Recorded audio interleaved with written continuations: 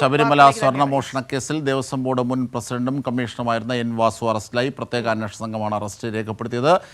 വിശദാംശങ്ങളുമായി സുജു ടി ബാബു ചേരുകയാണ്. സുജു ടി ബാബു, അദ്ദേഹത്തെ കോടതിയിൽ ഹാജരാക്കിയോ? മജിസ്ട്രേറ്റിന് മുന്നിൽ, മജിസ്ട്രേറ്റ് ഇരിക്കുന്നിടം കോടതിയാണല്ലോ, അപ്പോൾ സ്വാഭാവികമായും കോടതിയിൽ ഹാജരാക്കിയേക്കും എന്നായിരുന്നു നേരത്തെ കേട്ടിരുന്നത്. എന്തൊക്കെയാണ് ഇപ്പോഴത്തെ വിവരങ്ങൾ?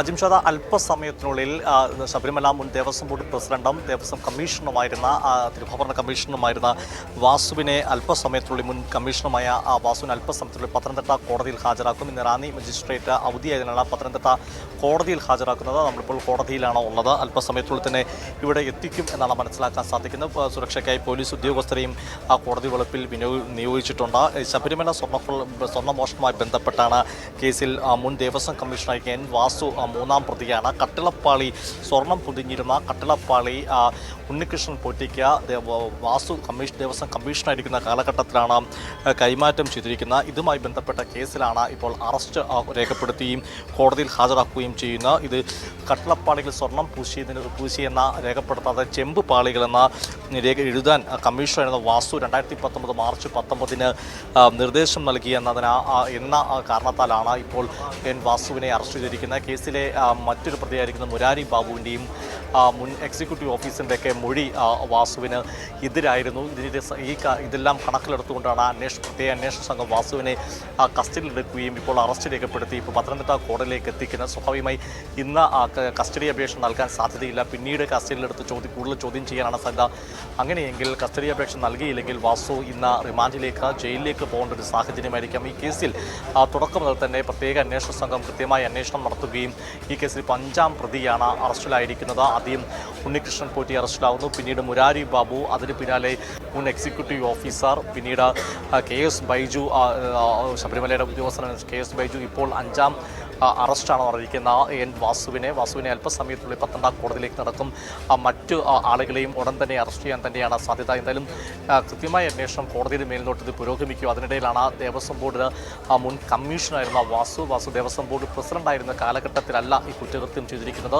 കമ്മീഷണറായിരുന്ന കാലഘട്ടത്തിൽ കട്ടിളപ്പാളിയിൽ സ്വർണം പൊതിഞ്ഞു എന്ന രേഖപ്പെടുത്തുന്നതിന് പകരം ചെമ്പ് പാളി എന്ന രേഖപ്പെടുത്തിയതിൻ്റെ പേരിലാണ് വാസുവായിട്ട് അന്വേഷണ സംഘം എത്തിയെന്നാണ് കരുതുന്നത്. ഇപ്പോൾ പോലീസ് ഉദ്യോഗസ്ഥരുടെ ജീപ്പ് കോമ്പൗണ്ടിലേക്ക് എത്തിയിരിക്കുകയാണ്. പോലീസ് വാസുവായിട്ട് എത്തുന്നതിൻ്റെ അന്വേഷണ സംഘം എത്തിയിരിക്കുന്ന ദൃശ്യങ്ങളാണ്. ദേവസ്വം ബോർഡ് മുൻ കമ്മീഷണർ വാസു ഇപ്പോൾ അന്വേഷണ സംഘം അറസ്റ്റ് ചെയ്ത വാസുവിനെ ഇപ്പോൾ പ്രത്യേക അന്വേഷണ സംഘം പത്തനംതിട്ട കോടതി വളപ്പിലേക്ക് എത്തിച്ചിരിക്കുകയാണ്. ഉടൻ തന്നെ കോടതിയിലേക്ക് ഹാജരാക്കി നടപടികൾ ആരംഭിക്കും. മുമ്പ് ഈ കേസുമായി ബന്ധപ്പെട്ട് പലപ്പോഴും ഈ ഇൻ ക്യാമറ പ്രൊസീജിയറിലായിരുന്നത് അടച്ചിട്ട കോടതി മുതലുള്ള നടപടികൾ നടന്നത്. ഒരുപക്ഷെ വാസുവിൻ്റെ അറസ്റ്റും തുടർന്നുള്ള കോടതി നടപടികളും അന്വേഷണ ഉദ്യോഗസ്ഥർ നടത്തുക എന്നത് മിക്കവാറും അടച്ചിട്ട കോടതി മുറിയിൽ തന്നെയായിരിക്കാമെന്നാണ് കരുതുന്നത്. എന്തായാലും ഈ കേസ് ദേവസ്വം ബോർഡ് കമ്മീഷണറായിരുന്ന കാലഘട്ടത്തിലാണ് വാസു ഇത്തരം ഒരു കുറ്റകൃത്യം ചെയ്തിരിക്കുന്നത്. വാസുവിനെ പത്തനംതിട്ട കോടതിയിലേക്ക് എത്തിച്ചിരിക്കുകയാണ്. പോലീസ് ഉദ്യോഗസ്ഥർ കനത്ത സുരക്ഷയെ തന്നെ സ്വാഭാവികമായി കേസുമായി ബന്ധപ്പെട്ട ഉയർന്ന ഉദ്യോഗസ്ഥരൊക്കെ തന്നെ ഹാജരാക്കിയിട്ടുണ്ട്. വാസുവിനെ പത്തനംതിട്ട കോടതിയിൽ എത്തിച്ചിരിക്കുകയാണ്. ഇപ്പോൾ കോടതി മുറിയിലേക്ക് എത്തിക്കുന്ന മജിസ്ട്രേറ്റ് ഉൾപ്പെടെയുള്ള ആളുകൾ ഇതിനോടകം തന്നെ കോടതിയിൽ എത്തിയിരുന്നു. അജിംഷാദ് സംശയിച്ചതുപോലെയല്ല, കോടതിയിൽ തന്നെയാണ് എത്തിക്കുന്നത്, മജിസ്ട്രേറ്റ് വീട്ടിലല്ല. വൈകിയാണെങ്കിൽ പോലും വാസുവിനെ കോടതിയിൽ തന്നെ എത്തിച്ചാണ് നടപടികൾ പുരോഗമിക്കുന്നത്. ഇന്ന് അറസ്റ്റ് രേഖപ്പെടുത്തിയതിന് വാസുവിനെ രാത്രി തന്നെ കോടതിയിൽ എത്തിക്കുകയായിരുന്നു. മറ്റു പ്രതികളൊക്കെ അടുത്ത ദിവസമാണ് കോടതിയിൽ എത്തിച്ചെങ്കിൽ ഇനി അറിയാനുള്ളത് അന്വേഷണ സംഘം എൻ വാസുവിനെ കസ്റ്റഡിയിൽ ആവശ്യപ്പെടുകയോ അതല്ല വാസു റിമാൻഡിൽ പോകുമോ എന്നുള്ള കാര്യത്തിലാണ്. ഇത് സ്വാഭാവികമായി അന്വേഷണ സംഘത്തിൻ്റെ തീരുമാനത്തെ അടിസ്ഥാനപ്പെടുത്തി കൂടിയായിരിക്കും നമ്മൾ മനസ്സിലാക്കുന്നത്. കസ്റ്റഡിയിൽ വാങ്ങാൻ സാധ്യതയില്ല, പകരം വാസു റിമാൻഡിലേക്കായിരിക്കും പോകുക. അങ്ങനെയെങ്കിൽ ഈ കാര്യങ്ങൾ പിന്നീട് കസ്റ്റഡിയിൽ വാങ്ങി വിശദമായി ചോദ്യം ചെയ്യുക ആയിരിക്കും ലക്ഷ്യം. എന്നതിനും കസ്റ്റഡിയിൽ വാങ്ങാനും സാധ്യതയുണ്ട്. മറ്റ് പ്രതികൾ ഇപ്പോൾ അവരുടെ ജാമ്യാപേക്ഷ നാളെ കോടതി പരിഗണിക്കുകയും ചെയ്യും. ഇനി മറ്റൊരു പ്രധാനപ്പെട്ട കേസിൽ പോലീസ് അറസ്റ്റ് ചെയ്യാൻ സാധ്യതയുള്ളത് മുൻ ദേവസ്വം പ്രസിഡന്റ് സെക്രട്ടറി ജയശ്രീയാണ്. ഇപ്പോൾ ഏറ്റവും ഒടുവിൽ വാസുവിന് മുമ്പ് KS ബൈജു, കോൺഗ്രസ് സംഘടനാ നേതാവാണ് KS ബൈജു കോൺഗ്രസ് അനുകൂല സംഘടനയിൽ പ്രവർത്തിക്കുകയും പിന്നീട് പെൻഷനായ ശേഷം കോൺഗ്രസ് അനുകൂല സംഘടനയുടെ സംസ്ഥാന ഭാരവാഹി കൂടിയാണ് KS ബൈജു അറസ്റ്റിലായതിനു ശേഷമാണ് ഇപ്പോൾ എൻ വാസു, അതായത് 5ാമത്തെ അറസ്റ്റ് നടക്കുന്നു. ശബരിമല സ്വർണ്ണമോഷണ കേസുമായി ബന്ധപ്പെട്ട കൃത്യമായ അന്വേഷണവും അറസ്റ്റുകളുമാണ് പുരോഗമിക്കുന്നത്. അജിംഷാദ. ഇതിനകത്ത് അടിവരയിടേണ്ട ഒരു കാര്യം, ദേവസ്വം പ്രസിഡന്റായിരുന്ന കാലഘട്ടത്തിൽ സംഭവിച്ചതുമായി ബന്ധപ്പെട്ടല്ല ഈ അറസ്റ്റിലേക്ക് നയിക്കപ്പെടുന്ന, കമ്മീഷണറായ കാലഘട്ടത്തിലാണ് അല്ലേ സുജു ടി ബാബു? അത് ഒന്ന്. രണ്ട്, ഇതുവരെ അറസ്റ്റിലായ 4 മുതൽ 1 വരെയുള്ള എല്ലാ പ്രതികളുടെ കാര്യവും പരിശോധിച്ചാൽ അതിൽ ഉദ്യോഗസ്ഥരായിരുന്നവരെല്ലാം കോൺഗ്രസ് അനുകൂല സംഘടനയിലെ അംഗങ്ങളുമാണ്, സജീവ നേതാക്കന്മാരുമായിരുന്നു INTUC-യുടെ അല്ലേ സുജു? ഈ 2 ഘടകങ്ങൾ കൂടിയുണ്ട് ഈ ഘട്ടത്തിൽ.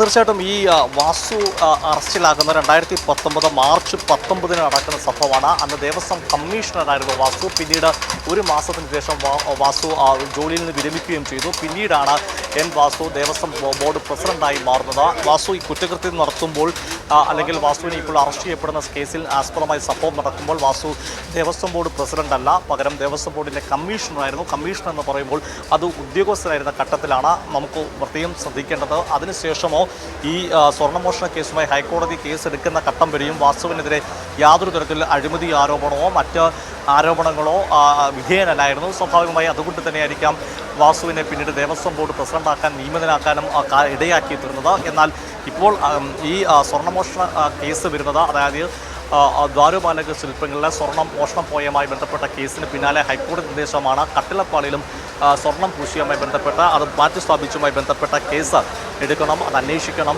ആ അന്വേഷണത്തിലാണ് ഇപ്പോൾ വാസു അറസ്റ്റിലാകുന്നത്. കട്ടിളപ്പാളിയിലെ സ്വർണം മോഷണം പോയ കേസിൽ 3ാം പ്രതിയാണ് വാസു. മാർച്ച് 31 കമ്മീഷൻ സ്ഥാനത്ത് പിന്നീട് വാസു മാറുകയും ചെയ്തിരുന്നു.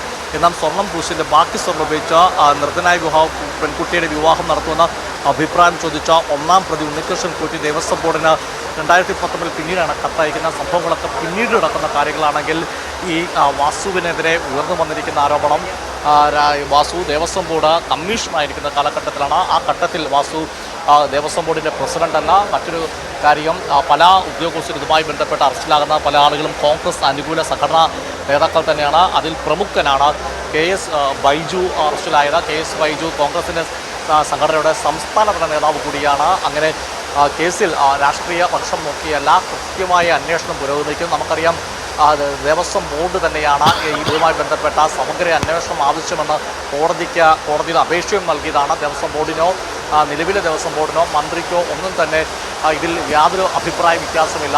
ദേവസ്വം വകുപ്പ് മന്ത്രി VN വാസവൻ വ്യക്തമാക്കിയതുപോലെ ശബരിമല അയ്യപ്പൻ്റെ ഒരു തരി പൊന്ന് ആണെങ്കിൽ അത് മോഷ്ടിച്ചവർ വെറുതെ വിടുകയില്ല, അതിൽ അറസ്റ്റ് ഉണ്ടാകും. തീർച്ചയായും സർക്കാരിന്റെ ലക്ഷ്യം തന്നെ അതാണ്. എല്ലാവരും നടപടി, അയ്യപ്പന്റെ സ്വർണം അവിടെ തിരിച്ചെത്തിക്കുക, ഇത് തന്നെയാണ് സർക്കാരിൻ്റെ പ്രഖ്യാപിത ലക്ഷ്യം. ഈ SIT അന്വേഷണം പോലും സർക്കാരും ദേവസ്വം ബോർഡും ആണല്ലോ കോടതിയിൽ ആവശ്യപ്പെട്ടതും. അങ്ങനെ ഒരു SIT അന്വേഷണം വേണം കോടതിയുടെ മേൽനോട്ടത്തിന്.